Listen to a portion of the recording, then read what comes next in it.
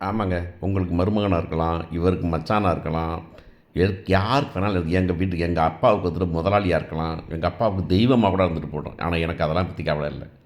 என்னைய பொறுத்தவரையில எங்க அப்பாவோ, என் புருஷனோ, இல்ல மாமனார், மாமியாரோ அவங்களுக்கு பிடிச்சவங்களுக்காகலாம் எனக்கு பிடிக்க முடியாதுங்க.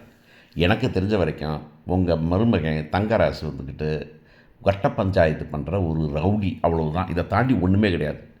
அவருக்கு இருக்கிறதெல்லாம் புகழ் இல்லைங்க. அவர பார்த்துருக்கவங்கலாம் வந்து மகிழ்ச்சியோட சந்தோஷமா கும்பிட்றவங்க இல்ல. பயந்துட்டு கும்பிட்றவங்க. எதுக்குடா சாக்கடையில விழுவானே, சாக்கடையில விட்டா நம்ம மேல நாறுமேன்னு சொல்லி தான் பார்க்குறாங்களே தவிர, எவனும் ரொம்ப மரியாதையா பண்ணல. "ஏய் எங்க மாமனுக்கு எவ்வளோ பெரிய மரியாதை தெரியுமா?" அப்படியே ஜாதிக்காரன் எல்லாம் நிப்பாங்க. ஜாதிக்காரனா இருந்தா அன்னைக்கே உன்னை கல்யாணத்த பாதியில நிறுத்திட்டு போனேன்.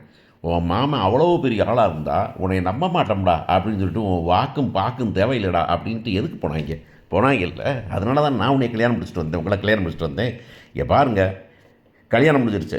மாமியாருக்குரிய மரியாதைய, மாமனாருக்குரிய மரியாதைய, அம் புருஷனுக்குரிய மரியாதைய, புருஷனோட அண்ணனுக்கு ஒரு மரியாதைய, எல்லா மரியாதையும் நான் குடுப்பேன். இந்தா அக்காவுக்கு குடுப்பேன், மரியாதை குடுப்பேன். வீட்ல இருக்க பிள்ளைய தம்பி, தங்கச்சிக்கு குடுப்பேன் நானு. ஆனா ஒண்ணு, உங்க அக்கா ரேவதிக்கு குடுப்பேன். உங்க ரேவதி வீட்டுக்காருக்கு குடுப்பேன். அவங்கள பார்த்து நான் பரிதாபம் தான் படுறேன். இப்படிப்பட்ட ஒரு ஆள கல்யாணம் முடிச்சு வச்சு, நீங்க ரொம்ப சந்தோஷமா இருக்கீங்கன்னு நெனச்சு வருத்தப்படுறேன் நானு. அப்படின்னு அந்த பொண்ணு சொல்ல, இந்த பையன் அடிக்க போனோனே, "ஏய்" அப்படின்னு சொல்லிட்டு, இங்க பாருங்க மரியாதை விட்டு போயிரும்.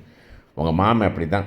ரொம்ப ஒரு வசனம் பேசினார். நீளமா வசனம் பேசினார். பொண்ணுன்னா எப்படி நடந்துக்கணும், புருஷன் வீட்டு வாழ போகும் பொண்ணு, தங்கச்சி கண்ணேன்னு பாட்டு பாடினாரு. நான் பாடவே இல்ல. கடைசியா சொன்னது தான். அவரு சொன்னது அந்த மரியாதை தான்.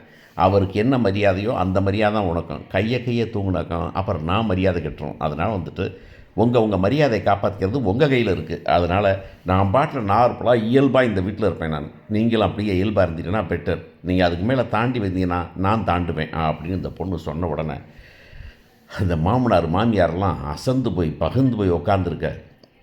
அந்த பிள்ளை பாட்டுல ஒண்ணுமே நடக்காத மாதிரி போக, இந்த மனுஷன் தங்கராசு இந்த வீட்டுக்கு வரலாம் அப்படின்னு கூப்பிட்றாங்க போய். ஆனால் அந்த வீட்டுக்கே வரமாட்டேங்கிறார் தங்கராசு. உடனே இந்த மாமனார்லாம் அங்கே போகிறாங்க போய், "மச்சான் மாப்பிள்ள அப்படிலாம் நீ தப்பாக நினச்சிக்காதீங்க, நான் திட்டி விடுறேன்." "இல்லை மாமா, வேண்டாம் வேண்டாம், அது உங்கள் வீடு, உங்கள் மருமக, நீங்கள் அதோடு இருந்துக்கங்க நீங்கள்" அப்படின்னு சொல்ல. இல்லை மாப்பிள்ள, நீங்கள் எல்லாம் மாப்பிள்ள, நீங்கள் இல்லைங்கிறப்ப அது மாமா சொல்லுங்கள் மாமா, அவங்கள அப்படியே விரட்டி விட்டுறேன் மாமா, வீட்டை விட்டு விட்டேன், அவங்கள வேண்டியதில்லை மாமா, நீங்களே வரலைனாக்கா அவ எதுக்கு மாமா அப்படின்னு தாண்ட போகிறான். உடனே, "டேய் சுரேஷு, நீ பாட்டு வாழ்க்கையை நடத்துறத பாரு, நான் பார்த்துக்கலாம்" அப்படின்னு சொல்லி அனுப்பி விட்டுட்டு, எப்படி இந்த பிள்ளையை பழி வாங்கலாம் அப்படின்னு பிளான் பண்ணுவார் அப்படிங்கிறத தான் பார்க்க வேண்டியிருக்கு. இந்த பொண்ணு வந்துட்டு இதில் ஹாஸ்பிட்டலில் பார்த்தப்பயே வந்துட்டு நான் கூட நினச்சேன், ஒரு தடவை வந்துட்டு சரி ரொம்ப கஷ்டப்பத்தில் ஆஞ்சியோ வந்து பண்ணுறதுக்கு உட்காந்துருக்காரு அங்கே ஆஸ்பத்திரியில். நீங்கள் யோசிச்சு தங்கராசு வந்துட்டு அங்கே இருக்குன்னு அவசியம் இல்லை, ஆளுங்க இருப்பாங்க. ஆனால் அந்த ஆள் அங்கேயே உட்காந்துருந்தா பாருங்களேன் அப்படின்னு. அதனால் பட்டமெல்லாம் கொடுக்கல, ஆனால் அவனை பொறுப்பை அவன் பார்த்துக்கிட்டு இருந்தான்.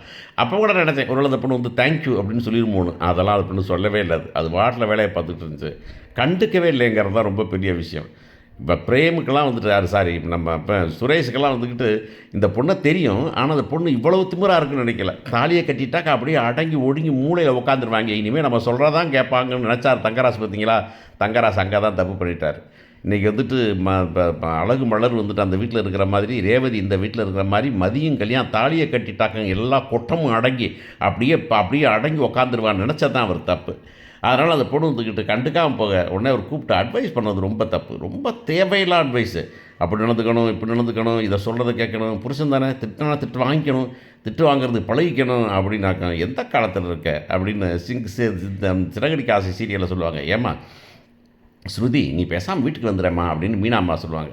இங்கே வந்து இருந்து நீ வந்து சமாளிக்கணுமே ஆண்டி, உங்கள் ஜென்ரேஷனுக்கு இருந்த அந்த பொறுமையெல்லாம் எனக்கு இல்லை அப்படின்னு சொல்லும்போது, ஜென்ரேஷன் கேப் எவ்வளோ பெரிய விஷயமா இருக்குது அப்படிங்கிறத நான் பார்க்க முடியும் என்னால்.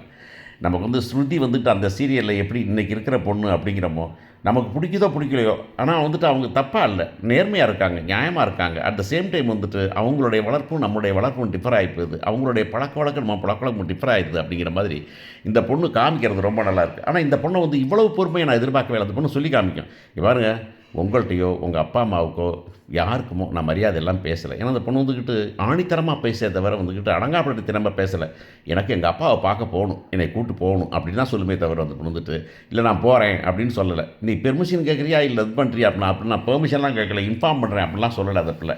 அதனால் வந்துக்கிட்டு இருந்தது. ஆனால் இன்றைக்கி வந்துட்டு அந்த ஆள் உடஞ்சி போய் உட்காந்துருக்கிறான் மிஸ்டர் தங்கராசு. அந்த பொண்டாட்டி அம்மாவெலாம் வந்து என்ன ஆச்சுன்னு ரேவதியெல்லாம் கேட்குறான். கேட்டால் ஒன்றும் இல்லை, காஃபி வேணும், ஆமாம் காஃபியை குடிச்சிட்டு உட்காந்துருக்கேன் போ அப்படின்னு எரிசப்பட்டு போகிறாரு. கடைசியில் அந்த பொண்ணுக்கு தெரியுது, பக்கத்தில் இருக்கவன்ட்ட அதை கூட இருந்தவன்ட்ட, ராஜா என்ன ஆச்சு என்ன நடந்துச்சுன்னு கேட்டால் அவன் வேறு வழியே இல்லாமல் சொல்ல வேண்டியது. அவன் சொன்னேன்னு சொல்லிடாதீங்கக்கா அப்படின்னு சொல்லிடுறான். இப்படி போயான்னு சொல்லிட்டாங்க. யார் போயான்னு சொல்லிட்டாங்கன்னா இவன் தான் போயான்னு சொல்லிட்டாங்க அப்படின்ன உடனே நம்ம இமீடியட்டாக இந்த சீன் எனக்கு ரொம்ப பிடிச்சி. எனக்கு டக்குன்னு உடனே அடுத்து ரேவதிக்கு ஷேர் பண்ணுறதுக்கு ஒரே ஆள் மலர் தான். மலருக்கு ஃபோன் பண்ணி அண்ணா அனுப்பிச்சுங்க, ஹாஸ்பிட்டல் போயிட்டு வந்தால் இங்கே தான் இருக்கிறா அப்படின்னு. சுரேஷ் இங்கே தான் இருக்கான், ஒன்றும் சொல்லலை. ஐயோ பெரிய சம்பவமே நடந்து போச்சான் அப்படின்னு அந்த சீனை வந்து நீங்கள் ரசித்து பார்க்கலாம் நம்ம. ஏன்னா இது ரொம்ப காலமாக எதிர்பார்க்குற சீன் அது. உடனே வந்துட்டு அப்படி போயான்னு சொல்லிட்டாலும் அந்த போயாவை ரேவதி ஒரு 10 தடவை சொல்லியிருப்பாங்க. ஒரு போயா அப்படின்னு சொல்கிறாங்க, போயான்னு சொல்லிட்டாலாம் அப்படின்ட்டு. போயான்னு சொல்லிட்டாலும் அப்படின்னு இந்த பொண்ணு ஷாக் ஆகிட்டு, என்ன அந்த பக்கமாக கொஞ்சம் குழுன்னு இருக்குமே உங்களுக்கு அப்படின்னு மலர்த்துக்க. இல்லை அப்படிலாம் இல்லை, ஆனால் கொஞ்சம் சந்தோஷமாக இருக்குது அப்படின்னு. இன்னும் இந்த பொண்ணு எனக்கும் நம்ம புருஷன் இப்படி பண்ணிட்டானேன்னு தோணுது. ஆனால் வந்துக்கிட்டு உள்ளார ஒரு பக்கமாக என்னன்னே தெரியாமல் சந்தோஷமாக இருக்குது. தப்பாக சரியான்னு தெரில, ஆனால் எனக்கு சந்தோஷமாக இருக்குது. போகும்போது ஒரு முறைப்பாராம், வரும்போது ஒரு முறைப்பாராம். கடைசியில் போய் ஒரு வாட்டில் நின்று 1 மணி நேரம் வசனம் மூச்சை பிடிச்சிட்டு பேசியிருக்கிறாரு, இப்போ அட்வைஸ் பண்ணியிருக்கிறாரு. எல்லாத்தையும் முடிச்சுட்டு நிற்கும்போது அதா புல்லுவட்டில் போயா அப்படின்ட்டு போச்சு. நான் எப்படி இருக்கும் அப்படின்ட்டு அனுபவிக்கிறதும் இதை வந்துக்கிட்டு மலரும் சொல்லி பார்க்குறது போயான்னு அந்த இடத்துல சொல்கிறதா மலர் இந்த மாதிரி தான் இருக்கணும். நமக்கு எது தேவையோ அதை கேட்டு வாங்கிக்க தெரியணும். இந்த மாதிரி அடங்கி தெரியக்கூடாது. நம்ம அடங்காப்படி பிராடித்தனம் பண்ணலாம் சொல்லலை. ஆனால் வந்து அது பொண்ணு வந்துட்டு அதட்டலை மிரட்டலை. ஆனால் வந்துட்டு மதி வந்துட்டு கேட்டு வாங்கினா பார்த்தீங்களா, அதைத்தான் நான் எப்படி இருக்குன்னு நினைக்கிறேனோ இனிமேல் எப்படி வாழணும்னு நினைக்கிறோம் அதை மதி இருக்கிறா அப்படின்னு சொல்லும்போது ஒரு பொண்ணு அந்த சொல்லுவாங்களே என்னமோ இஃபெக்ட்னு சொல்லுவாங்க இல்லையா, என்ன ரிப்பிள் எஃபெக்ட்னு சொல்லுவாங்க இல்லையா, அந்த ரிப்பிள் எஃபெக்ட் வந்து இந்த கள்ள தூக்கி குடத்தில் போட்டால் அப்படி வட்டமாக கடைசி வரைக்கும் பெருசாக போயிட்டே இருக்குமே, அந்த மாதிரி வந்துக்கிட்டு ஒரு பொண்ணு கை வாங்கணுன்னு இந்த பொண்ணுகளுக்கெல்லாம் வர்ற ஒரு ஒரு ஒரு தைரியம் இருக்குது பார்த்தீங்களா, அதுதான். இப்போ வந்துக்கிட்டு பேச்சா வேயா வாயா போயா அப்படிங்கிற பாட்டெல்லாம் பாடி கூட யாராவது இவரை வம்புழுக்கிறதுக்கும் சான்ஸ் இருக்கும். இவர் போகிற இடத்துலாம் பாட்டு போட்டால் போயா அப்படின்னு சொல்கிற மாதிரிலாம் வரப்போகுது. இந்த பொண்ணுங்க ரெண்டும் வந்துக்கிட்டு அனுபவிக்கிறது ரொம்ப சூப்பராக இருக்குது. ஆனால் கடைசி என்னாச்சுனாக்கா அந்த பொண்ணு கேட்குறான், இங்கே பாரு என் மாமாவுக்கு மரியாதை கொடுக்கணும், நான் கொடுக்க வேண்டிய அவசியம் இல்லை. என்னையை பொறுத்தவரையில் அவர் வந்து கட்ட பஞ்சாயத்து பண்ணுற ஒரு ரவுடி.